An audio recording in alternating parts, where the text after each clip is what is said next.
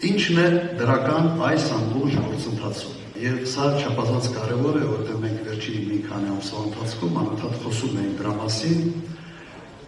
որ պետք է ձևավորվել խոշոր ընտրական միավորներ։ Ոչ թե մասնակցել օրինակ ընդդիմադիր դաշտից 20-25 տարբեր կուսակցություններ կամ դաշինքներ, այլ ձևավորվել խոշոր միավորներ։ Ըստ էության այս գործընթացը գնում է, եւ սա ես բավական դրական եմ համարում, որովհետեւ սա հնարավորություն է տալիս առաջի հերթին չփոշիացնել ձայները, եւ երկրորդը հնարավորություն է տալիս ավելի հստակ ծրագրերով 3-4 ընդդիմադիր միավորներով մտնել լուրջ պայքարի մեջ մեկ միավորի դեմ։ Միավորի, որը զավթել է իշխանությունը եւ որը մեզ տանում է ոչ ոք չի հասկանում, թե ուր։ Կարծում եմ իրենք չեն հասկանում, թե ուր են տանում այս երկիրը։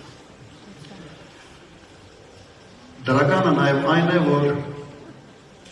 իշխանությունը սատելիտ կուսակցություններ չունի,